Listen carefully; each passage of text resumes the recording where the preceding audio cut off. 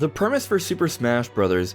Has always been about taking your favorite video game characters and duking it out, and the series has been successful for generations, including Super Smash Bros. Ultimate, the most recent entry that has more characters and stages than any other, the Ultimate Smash Bros. But with the end of Fighters Pass Volume 2, the promise for more characters and stages has ended. For now. But at some point in the future, Nintendo will follow up or expand upon the best-selling fighting game of all time. And when that time comes, surely there'll be other characters from other games that fans will want in the series. So, what could those be? Well, this time, we're going to be focusing on Noah and Mio from Xenoblade Chronicles 3 as future Smash fighters. Welcome everyone, this is On Just Restart, and this time we're talking about both Noah and Mio from Xenoblade Chronicles 3 making it in to the next Smash Bros. Game or the next Smash Ultimate expansion. Whatever happens in the future, we don't quite know, but as I said in my intro, there will be another Smash Bros. Game, and as we progress throughout the Switch generation and what's to come in the future, there are different games coming out with popular characters, and these characters become likely candidates for the next Smash game. And I think with the success of Xenoblade Chronicles 3, Noah and Mio have a really good shot. So what I'm going to be talking about is why these characters are likely, but then going into their potential movesets, how they might play, how they might represent Xenoblade Chronicles 3 in the future of Smash Bros. So, the reasons why I think they're likely. 1. There was an argument that Rex, Pyra, and Mythra would not make it into Smash Bros. The series was too niche, not popular enough, yet we argued for Rex and Pyra and Mythra to be involved in Smash Bros. In some way, shape, or form for years, and it happened. Why do we think it would happen? 1, because it's a growing Nintendo franchise in the Xenoblade series. They were the main characters from Xenoblade Chronicles 2 at the time, the main new Xenoblade game on Switch, so it made sense that if they're going to represent something new from the Xenoblade series in Smash Bros., it would be them.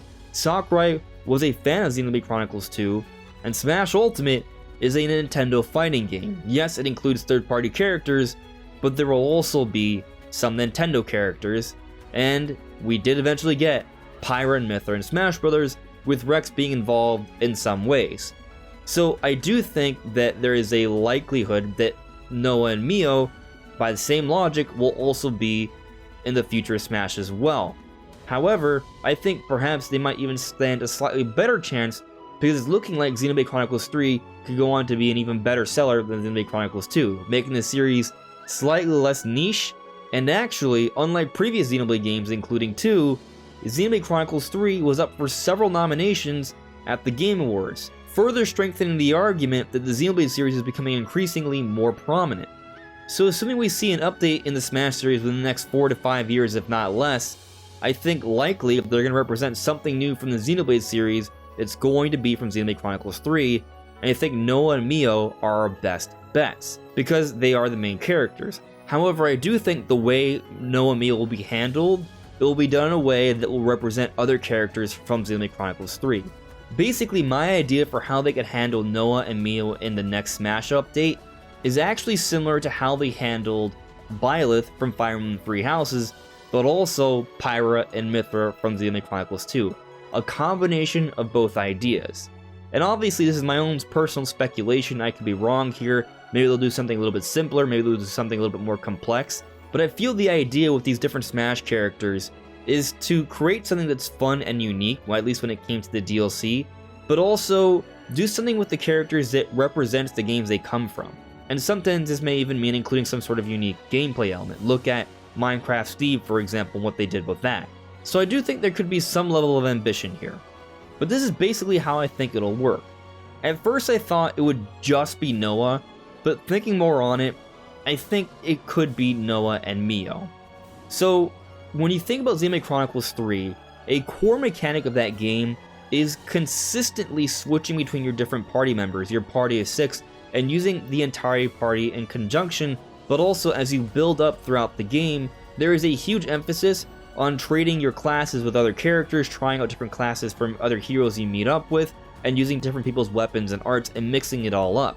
So basically Noah can take the role of Lanz or Uni if he wanted to, or Mio could take the role of Lanz or Uni or Center or Time. Basically, they can all take the roles of each other, and they can mix up different moves and attacks from each other as well.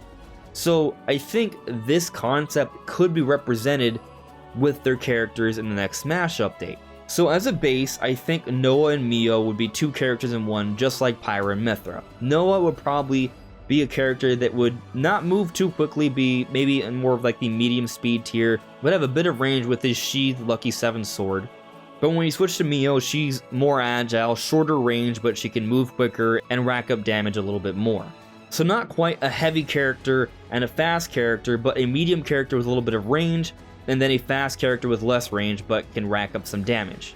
One, you get both main characters from Xenoblade Chronicles 3 as one playable character, but also you have the advantages similar to Pyra and Mythra where you can change your speed and your range depending on the circumstances, but also it gives you access to 7 different types of specials that gives you more range to do different types of attacks, and these different types of attack specials can be used to represent other characters from Xenoblade Chronicles 3, similar to how they handled Byleth from 3 Houses. So with Byleth, the different specials you would use would apply to a different sacred weapon used by the main cast from 3 Houses. And it would work very similar for Noah and Mio. So firstly, down B would just be used to change your characters just like with Pyra and Mythra, so that would be one of the 7 specials I alluded to, just being able to change. But when you're playing as Noah, you have access to the weapons from the party members from Kevis, and then when you're playing as Mio, you have access to the party members' weapons from Agnes. So with Noah, his base moveset will be that of a sword fighter, and the up B special would apply to his initial weapon, the sheathed Lucky 7, and it would simply be the sword strike art, which would just basically be a mid-range sword attack. And it wouldn't be the kind of up B that would give you more vertical lift. Instead, the up Bs this time around just be used for cool attacks that may be advantageous depending on the circumstance, and to make up for the lack of an up B jump, what they'll do is simply give an additional mid-air jump. That's how I feel like they could handle it. However, when you use neutral B, you'll use Lands' heavy guard weapon, and the art I have in mind that they could use would be the Bull Rush. Now the Bull Rush, what it's great for is toppling your enemy. So similar to the side B with Donkey Kong, where you can knock an enemy to the ground and leave them stunned a little bit, Bull Rush will topple an enemy down, they'll collapse, and this can open up other potential attack combinations. And the side B special will be covering Uni Special, Hermetic Gunner class, and she'll be using Vortex, and basically, if you hit someone with this Vortex, you will heal yourself, just like when you land Vortex in the game, it leads to healing your allies. Now when you switch to Mio, her up B will be using her own weapon from her Zephyr class, and the art that it uses would be the Butterfly Blade, which would basically just be like a very quick combo attack. However, when you use your neutral B, you'll use Senna's Ogre class attack, and it'll be the Giant Swing, which is basically her just taking a giant, powerful, heavy hammer. It's slow, but it hits really hard, and it has knockback. Just like in Xenoblade Chronicles 3, it knocks back an opponent. This particular move will have a lot of knockback, and will be the kind of move that'll be great for launching opponents. And then for the side B, that'll be covering Tyon, who's a tactician, and I'm thinking we'll use Overfall, and this would be using Tyon's Origami as a range-based attack, and that's basically how it would work. But there's a little bit more to these characters than what I've said so far. So in Xenoblade Chronicles 3, as you're doing different attacks, you're building up your talent gauge, and you eventually can gain access to a more powerful, unique art. So if you're using Mio, it'll be a little bit easier and quicker to build up your talent gauge and use your special art, and that will be the Dominion Flower. And similar to how Dominion Flower ignores defense in Xenoblade 3, it will also go straight through shields. It will be unblockable in Smash Bros. But it will just be a singular attack, and after the meter is built up, you will no longer have access to it anymore until you build it up again. But what will take even longer to build up is if you're playing as Noah instead of Mio, and instead of building up for one particular attack, you'll be building up to enter a mode that is to unsheath Lucky 7, your actual sword, and go into Unlimited Sword mode. So Unlimited Sword mode is something you unlock late into Xenoblade Chronicles 3. It's a powerful mode where you can use insanely powerful attacks.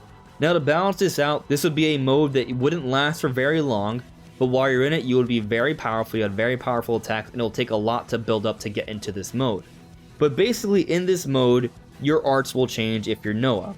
So your up B will change into Gravity Blow, which is basically a move that will go into the air and cause the opponent to be launched and then smashed down, so that will actually function as an additional aerial up B move. It's an aerial attack. And then with Dimension Ripper, that'll take the neutral B, where you sort of create like a dimensional rift in front of you, and it does damage right in front, but it's basically to function more as a defensive option.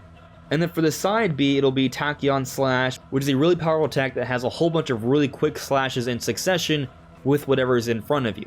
And also to help the balance a little bit more, if you switch to Mio during Unlimited Blade mode, you will leave said mode and you will have to build it up again.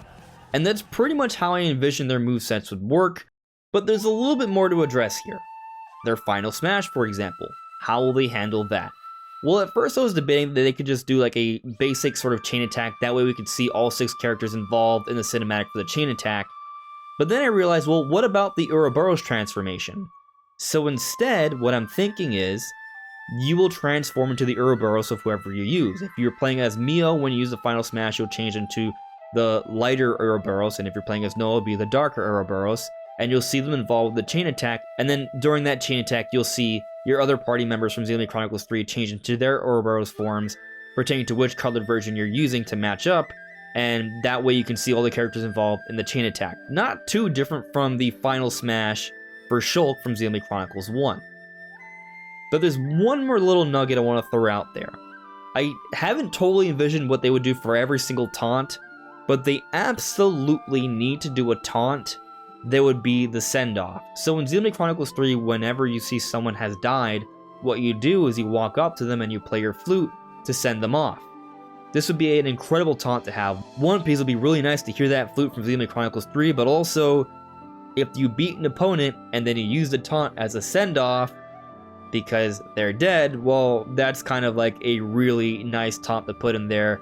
That definitely could lead to some additional trash talking that I think might be kind of fun. And going beyond that, I guess what they could also do is that for different alternative costumes, seeing how in Xenoblade Chronicles 3 all the costumes were interchangeable between characters, they could at least have different costumes that would represent the different characters that aren't playable as well. But that's pretty much how I envision Noah and Mio in the next Smash update. Do you guys agree? Do you think it might play a little differently? Do you even think they're likely for the next Smash update whenever that does come? Let me know in the comments below. Anyways, everyone, this is On Just Restart. Thank you so much for listening and watching, and I'll see you all really soon. Take care. Bye.